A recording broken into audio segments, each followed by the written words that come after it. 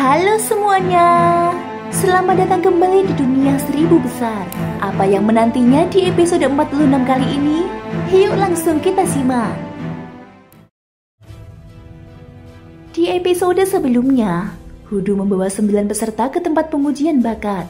Namun, sebuah kabar mengejutkan muncul. Sebanyak 61 peserta dari titik lain menghilang tanpa jejak. Xiaoyan mencurigai adanya kekuatan jahat dari dunia arwah yang tersembunyi. Sementara itu, 2 pemuda yang berhasil lolos berusaha memperingatkan dunia luar. Tapi di ujung lorong, mereka dihadang oleh 2 makhluk mengerikan dari kegelapan. Pada saat ini di dalam lorong bawah tanah yang gelap, 2 sosok tampak melarikan diri dengan tergesa. Mereka adalah kakak beradik dari klan Jiang. Sang kakak bernama Jiang Yu, sementara adiknya adalah Jiang Yuan. Keduanya memiliki hubungan dengan Wu Jiang. Kali ini, mereka datang diam-diam tanpa sepengetahuan klan. Namun tidak disangka, justru terseret dalam kejadian besar yang berbahaya. Melihat adiknya berhasil menjauh dengan selamat, Jiang Yu mengangguk kecil, merasa sedikit lega. Namun saat menoleh, dia langsung terpaku. Tepat di hadapannya, berdiri 2 sosok. Satu mengenakan jubah hitam dan satu lagi berpakaian putih. Aura yang terpancar dari keduanya begitu menyeramkan, seolah bukan berasal dari manusia. Wajah Jiang Yu sedikit berubah. Dia bergumam dalam hati, musuh seperti ini belum pernah kuhadapi sebelumnya. Ia mencoba mengingat-ingat, namun tidak menemukan petunjuk apapun. Ia pun menyadari bahwa dengan kekuatannya sekarang, ditambah ruang yang aneh ini, dirinya sama sekali tidak memiliki kesempatan untuk menang. Apalagi, sejak sadar dari pingsan, ia sempat melihat banyak orang yang juga tertawan.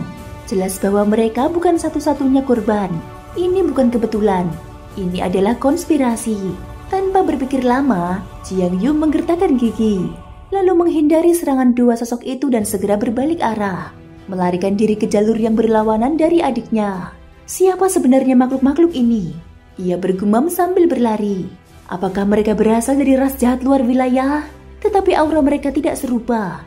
Ini lebih kelam, lebih menusuk. Di tempat yang sama, sosok berjubah hitam melirik tajam ke arah rekannya. Kejar mereka, satu orang satu. Jika mereka berhasil meloloskan diri, kau pasti tahu apa yang akan terjadi. Sosok berjubah putih menguap kecil lalu melesat. Aku tahu, tidak perlu mengulanginya. Dalam sekejap, ia melesat mengejar Jiang Yuan. Sosok hitam pun segera bergerak memburu Jiang Yu. Di permukaan, Hudu dan Wu Jiang telah tiba di tempat yang dicurigai. Hudu tidak berbicara sepatah kata pun, hanya langsung menunduk dan mulai menelusuri tanah dengan kekuatan spiritualnya. 100 meter, 200, 700 meter. Itulah batas kemampuannya. Namun tetap saja, tidak ada sesuatu yang mencurigakan. Hudu menarik nafas dalam-dalam. Ia berdiri dan menatap Wu Jiang. Apa kalian tidak pernah memeriksa tempat ini? Wu Jiang menghela nafas dan menjawab, tempat ini memang pernah bermasalah. Namun waktu itu jumlah korban sangat sedikit, sehingga para petinggi memilih untuk menutupinya. Hudu menatapnya dengan marah. Itu tetap saja nyawa manusia. Wu Jiang berkata, aku tahu, tapi insiden-insiden itu baru terjadi beberapa tahun terakhir. Dan tempat ini bukan wilayah kekuasaan sekte kita. Ini adalah tanah milik sekte kecil yang kami pinjam untuk proses seleksi. Jika kami menggali terlalu dalam, itu bisa menimbulkan masalah antar sekte. Ucapan itu membuat sorot mata Hudu sedikit melembut. Ia memahami maksud sahabat lamanya itu. Mereka hanyalah tamu yang menggunakan tempat ini untuk keperluan seleksi dan tidak memiliki wewenang penuh untuk menyelidiki secara bebas. Belum sempat percakapan berlanjut, terdengar suara nyaring seorang anak laki-laki. Paman, apa yang kalian lakukan di sini? Seorang anak kecil berdiri tidak jauh dari mereka. Wu Jiang segera berbalik dan tersenyum. Tidak ada apa-apa, kami hanya sedang berjalan-jalan. Hudu ikut tersenyum dan mengatakan, itu benar. Keduanya berjalan menjauh. Saat mereka telah cukup jauh, Wu Jiang berbisik, anak ini satu-satunya putra dari pemimpin sekte ini. Hudu merenung sejenak. Kenapa aura anak ini agak aneh? Wu Jiang menyahut pelan. Kau juga merasakannya? Aku pun sudah lama mencurigainya. Hanya saja, belum tahu pasti apa yang sebenarnya ada padanya. Sementara itu, di alun-alun utama, para peserta seleksi mengikuti Mo Chen melangkah ke depan. Karena mereka terlambat, maka proses seleksi dilakukan secara terpisah untuk mereka. Xiaoyan menoleh ke arah Raja Naga Emas yang mendampingi di sampingnya. Guru, Apakah kau juga merasakan adanya aura aneh? Seperti aura kematian yang menyelinap. Raja Naga Emas menjawab, itu bukan aura biasa. Jika dugaanku benar, itu adalah aura khas dari makhluk dunia arwah. Kami menyebutnya sebagai Ki Hantu. Ki Hantu adalah bentuk energi, mirip dengan doki yang kalian gunakan, namun lebih dingin, lebih menusuk, dan sangat berbahaya. Jika seseorang terinfeksi oleh Ki Hantu, dampaknya tidak hanya pada tubuh, tetapi juga pada kesadaran dan jiwa. Mendengar penjelasan itu, Xiaoyan perlahan mengangguk. Mengapa makhluk dunia arwah bisa muncul di wilayah Suan Santian? Apakah ini berkaitan dengan semua orang yang hilang? Raja Naga Emas terkekeh. Itu bukan urusanmu untuk saat ini. Tugasmu hanya lulus ujian seleksi dan masuk ke pavilion dupa. Tentang orang-orang yang hilang, biarlah Wu Jiang yang menyelesaikannya. Tapi tetaplah waspada. Jika makhluk dari dunia arwah telah menyusup ke sini, itu berarti ada rencana besar yang sedang dijalankan. Xiaoyan mengangguk pelan. Di sampingnya, Yuru menatapnya dengan bingung. Ekspresi Xiaoyan berubah-ubah. Terkadang muram, terkadang tersenyum. Ia bertanya, ada apa? Xiaoyan menggeleng pelan dan menjawab singkat, tidak ada. Di sisi lain, Liu Yan tampak memperhatikan sekeliling dengan rasa ingin tahu. Tempat ini masih asing bagi mereka, namun sangat menarik. Peserta lainnya tetap diam, mengikuti Mo Chen dengan tertib dan tenang. Beberapa saat kemudian, di hadapan mereka muncul sebuah bangunan mewah dan luas. Mo Chen membuka langkah lebih dulu sebelum berkata, kita telah sampai, silakan masuk. Satu persatu, para peserta pun melangkah masuk ke dalam bangunan tersebut. Begitu mereka masuk, yang terlihat bukanlah tumpukan harta dan kemewahan, melainkan deretan bola kristal dan berbagai alat uji yang tampak asing namun jelas dipersiapkan untuk proses seleksi. Sejak pertama kali melangkah ke dalam ruangan, pandangan Mo Chen tak lepas dari gerak-gerik setiap peserta. Sesuai informasi dari Wu Jiang, sejak turun dari kapal penerbangan, setiap tindakan mereka akan dinilai dan dijadikan acuan hasil ujian. Seseorang dengan bakat tinggi biasanya memiliki kepribadian dan tindakan yang sepadan. Tatapan Mo Chen pertama kali tertuju pada Muller. Wajah pemuda itu menunjukkan ekspresi tak sabar, seolah tidak peduli dengan alat-alat kristal dan perlengkapan uji yang terpajang. Bahkan ia sempat mengumpat pelan. Selanjutnya adalah Sansu, pria berjubah kelabu yang terlihat lemah. Ia melangkah pelan sambil menutupi mulut dengan kain tipis. Sekilas terlihat darah hitam mengalir dari batuknya. Mo Chen diam-diam mencatat bahwa Muller dan Sansu tampak kurang cocok bersosialisasi dengan yang lain. Lalu datanglah seorang gadis yang bahunya dinaiki seekor binatang kecil. Yao Mei, dengan aura menggoda yang alami, berdiri anggun di sudut ruangan. Sepasang mata jernihnya mengamati seisi ruangan tanpa tergesa. Meski hal itu berkaitan dengan teknik kultivasinya, Mo Chen tetap harus memalingkan wajah karena bahkan ia pun nyaris kehilangan kendali. Wang Song dan Sun Ming, satu dikenal gila bela diri dan satu lagi terobsesi pada pedang. Mereka hanya berdiri diam tanpa memperhatikan apapun. Sementara itu, Yuru, Feng Yi, dan Xiaoyan terus menatap Mo Chen sejak awal. Pria tua itu mengangguk pelan, merasa mereka berasal dari latar belakang yang terdidik dengan baik. Mo Chen lalu mengatakan, ruangan ini berisi perlengkapan pengujian yang akan digunakan dalam 4 tahap. Pertama adalah ujian kekuatan, kedua uji kekuatan jiwa, ketiga uji ketahanan tubuh. Hasil dari ketiganya akan menentukan penilaian akhir yang dibagi ke dalam 5 tingkat bakat, dari tingkat 1 hingga 5. Semua peserta lain sudah menyelesaikan ujiannya, hanya kalian yang tersisa. Setelah ini, hasil keseluruhan akan diumumkan secara serentak. Siapa yang ingin menjadi yang pertama? Sun Ming melangkah maju dan tersenyum percaya diri. Kalau begitu, biar aku saja yang memulai. Dia tahu dirinya lemah dalam kekuatan jiwa, namun dalam hal kekuatan fisik dan kekuatan murni, ia memiliki keunggulan besar. Ia bahkan yakin tak ada yang menandingi ketahanan tubuhnya di antara 9 peserta ini. Mo Chen mengangguk. Baik, salurkan dokimu ke dalam bola kristal ini. Ia mengeluarkan bola kristal berkilauan. Sun Ming maju dengan langkah lebar, seluruh tubuhnya memancarkan aura kuat. Otot-ototnya membengkak, urat-uratnya menonjol. Dengan satu dorongan, doki keluar dari tubuhnya dan masuk ke dalam bola kristal. Mo Chen memperhatikannya lah bola kristal lalu mengangguk tipis. Dodi bintang 3 puncak. Semua yang hadir tidak terlalu terkejut. Sebelum masuk ke dalam reruntuhan, Sun Ming memang sudah berada di tahap akhir Dodi bintang 3. Mo Chen pun mencatat hasilnya. Berikutnya, satu demi satu peserta maju dan mengulang proses yang sama. Wang Song, Dodi bintang 3 akhir. Yao Mei, Dodi bintang 3 puncak. Feng Yi, Dodi bintang 3 puncak. Mule, Dodi bintang 3 akhir. Sansu, Dodi bintang 3 puncak. Yuru, Dodi bintang 3 akhir. Xiaoyan, Dodi bintang 3 puncak. Setelah mencatat hasil 9 peserta, Mo Chen bersiap melanjutkan ke tahap kedua. Namun dalam benaknya, ia mulai menemukan beberapa hal yang menarik. Wang Song mungkin hanya Dodi bintang 3 akhir, tetapi pancaran aura pedangnya sangat mengintimidasi. Bahkan terdapat semburat ki pedang yang mengalir samar dari punggungnya. Feng Yi ternyata memiliki 2 atribut kekuatan, angin dan petir. Umumnya manusia hanya memiliki 1 atribut untuk mempermudah kultivasi, tapi gadis bergaun pelangi ini jelas berbeda. Sulit dibayangkan betapa kuatnya dia. Kemudian Yuru, saat kekuatannya dilepaskan, Mo Chen mencium aroma kekuatan yang sangat familiar. Setelah mengingat-ingat, ia baru menyadari itu adalah aura dari salah satu pemimpin sekte besar di Xuan Santian. Mengapa seorang gadis memiliki kekuatan yang sama? Dan terakhir, Xiaoyan. Pemuda ini benar-benar sulit ditebak. Bahkan dengan kekuatan Mo Chen yang berada di tahap awal Dodi bintang 4, dia tidak bisa menembus lapisan kekuatan jiwa Xiaoyan.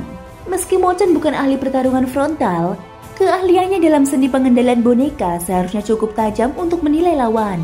Namun tetap saja, Xiaoyan seperti lautan yang dalam dan tanpa dasar. Mo Chen kembali berkata, tahap kedua pengujian kekuatan jiwa. Kalian hanya perlu mengerahkan kekuatan jiwa dari lautan kesadaran masing-masing. Alat ini akan secara otomatis mengenali tingkatannya. Nilai kekuatan jiwa dibagi dari 1 hingga 10. 1 adalah yang terendah dan 10 adalah yang tertinggi. Sambil berbicara, cahaya ruangan tiba-tiba meredup.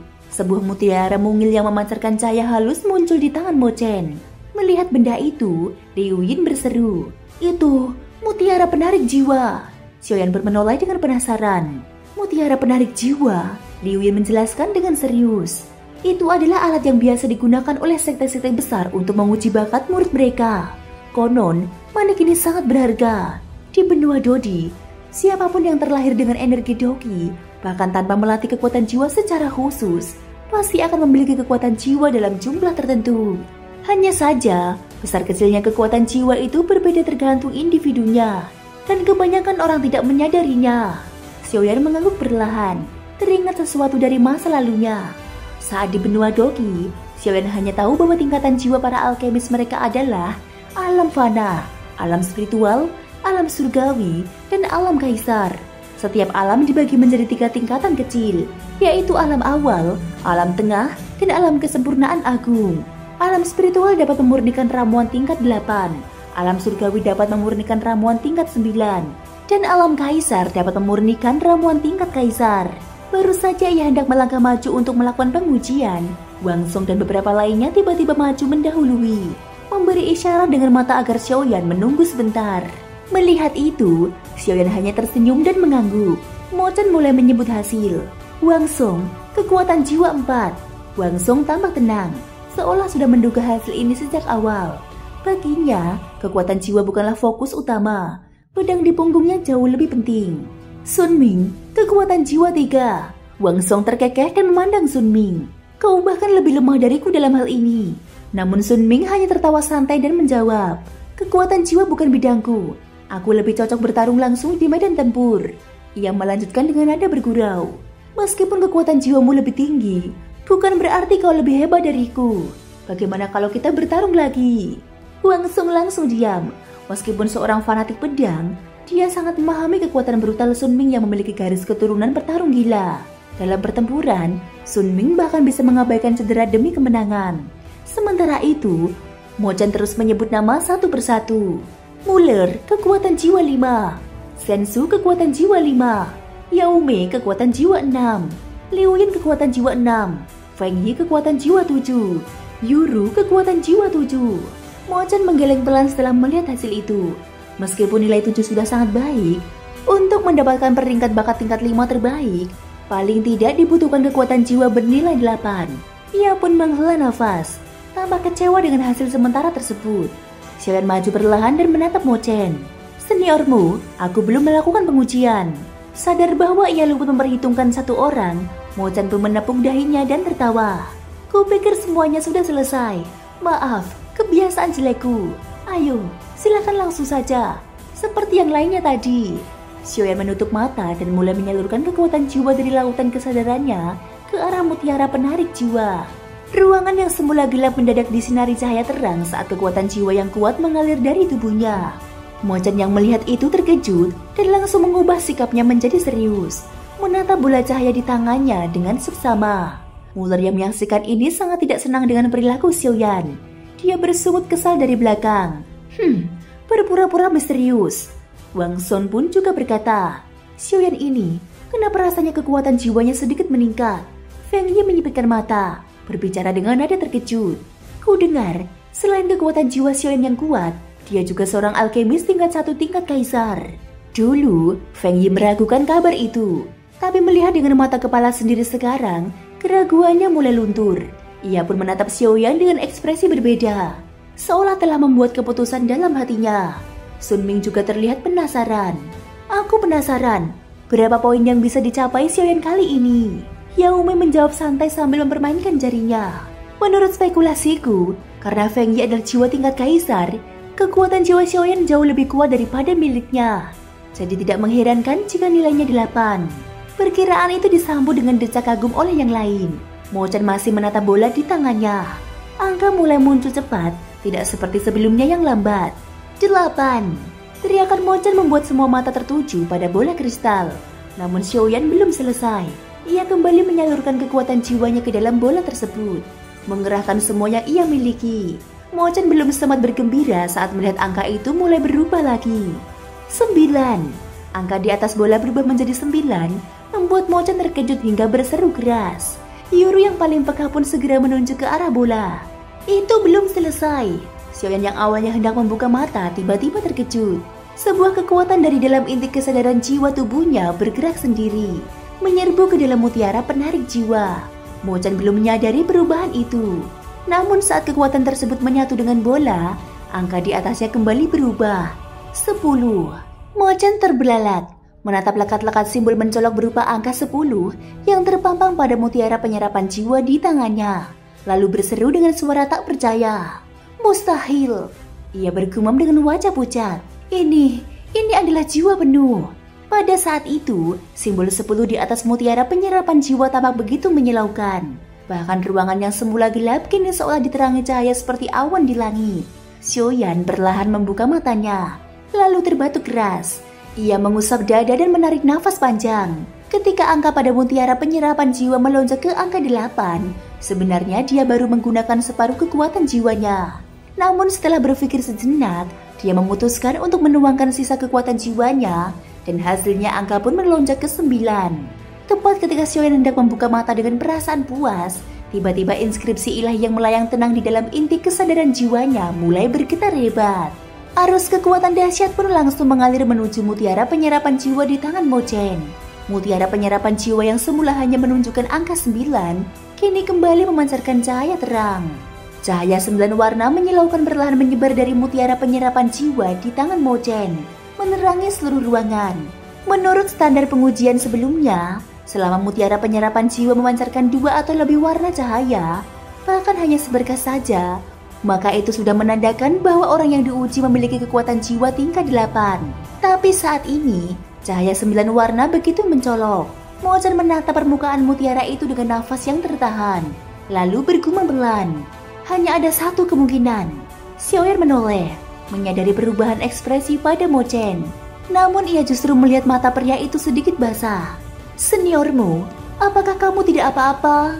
Namun belum sempat ia menyelesaikan kalimat, Mo-chan malah tertawa terbahak-bahak. Mo-chan mengangkat mutiara penyerapan jiwa tinggi-tinggi dengan kedua tangan sambil tertawa girang. Beberapa orang di sekitar mereka mulai panik dan saling memandang. Salah satu dari mereka berseru, "Seniormu, kamu tidak apa-apa?" Mo-chan melambaikan tangannya dengan semangat, lalu menghancurkan sebuah batu giok ruang di udara. Kemudian dia berkata cepat, "Aku baik-baik saja. Xiaohe, kesini. Lanjutkan pengujian sisanya. Aku ada urusan penting." Tak lama kemudian, seorang pria berkulit gelap muncul di dalam ruangan. Ia mengucek matanya dengan malas, lalu berkata, "Mo-chan, apa urusan penting ini? Tidurku baru saja terlelap." Begitu menyadari ini adalah rombongan terakhir, ekspresinya pun sedikit melunak. Mata Xiao He menatap angka di permukaan mutiara penyerapan jiwa dan langsung membelalak. Ia berseru kaget. Level 10, jiwa penuh, siapa orangnya? Mo Chen tidak menjawab. Ia menoleh ke arah Xiaoyan lalu berkata tegas. Kau yang urus sisanya, ini terlalu penting. Aku harus segera membawanya menemui paman guru Wu. Ia lalu melangkah cepat sambil memberi isyarat kepada Xiaoyan. Mo Chen berkata seraya berjalan. Xiaoyan, ikuti aku. Xiaoyan tampak bingung dengan situasi ini, namun ia tetap mengikuti Mo Chen. Para peserta lainnya hanya saling memandang tanpa bersuara. Xiao He menghela nafas panjang, lalu berkata dengan nada pelan, jiwa penuh, sungguh luar biasa. Sepertinya kali ini surga benar-benar memberkati Suan Santian. Di sebuah ruangan yang tenang, Hudu sedang menyeruput teh sambil mengamati langit-langit. Ia tersenyum samar dan berkata, sepertinya ada rahasia tersembunyi di tempat ini. Wu Jiang menyandarkan tubuhnya ke kursi. Ekspresinya tampak murung. Ia berucap dengan pelan. Aku merasa ada yang janggal dengan orang-orang yang hilang itu. Apalagi dua anak dari keluarga Jiang itu nekat keluar tanpa izin keluarga. Hudu perlahan meletakkan cangkir tehnya, lalu bertanya dengan alis berkerut. Maksudmu, mereka termasuk dalam daftar orang hilang itu? Wu Jiang mengangguk pelan sambil berkata, kalau benar begitu, ini bisa jadi masalah besar. Wajah Hudu menjadi serius. Ia berkata dengan cemas, mereka seharusnya bisa langsung masuk sekte. Kenapa masih ikut seleksi? Wu Jiang menghela nafas berat seraya menjelaskan. Anak-anak itu keras kepala. Mereka pergi tanpa memberitahu keluarga. Hudu mendengus pelan. Kalau begitu, ini bisa membawa banyak masalah. Wu Jiang melirik ke arah jendela, lalu berkata, ku dengar para tokoh kuat dari sekte ini akan pergi untuk menyembah leluhur mereka dalam beberapa hari. Setelah itu, kita akan menyelidiki dengan seksama. Entah kenapa, aku merasa orang-orang yang hilang itu masih berada di tempat ini. Apakah kamu merasakannya juga? Di jalan kecil antara dermaga dan alun-alun, ada aura mengerikan. Itu bukan milik manusia. Hudu membelalak, lalu berseru, maksudmu? Wu Jiang segera memberi isyarat untuk diam, lalu berkata sambil mengangkat cangkir teh. Minum dulu. Hudu mengangguk paham tanpa berkata-kata. Tiba-tiba terdengar 3 ketukan di pintu. Wu Jiang mendesak kesal dan bertanya, siapa di luar sana? Terdengar suara tergesa dari luar. Paman Guru Wu, ini aku, Mo Chen. Ada hal penting yang harus dilaporkan. Wu Jiang berkata, masuklah. Mo Chen segera mendorong pintu dan masuk bersama Xiaoyan. Dia lalu menutup pintu rapat-rapat dan Xiaoyan mengikutinya dalam diam. Wu Jiang menatap mereka dengan penasaran, lalu bertanya, ada urusan apa? Mo Chen mengangkat mutiara penyerapan jiwa di tangannya. Semburat cahaya 9 warna menyinar terang, dan angka 10 muncul dengan jelas. Wu Jiang dan Hudu langsung berdiri dengan wajah kaget. Mereka berseru bersamaan, mustahil, siapa orangnya? Mereka sangat paham arti angka kecil 10 itu. Thank you guys sudah mendengarkan ceritaku di episode kali ini sampai akhir. Ikutin terus kelanjutan episode berikutnya ya. Semoga hari kalian menyenangkan. Sampai jumpa dan bye-bye.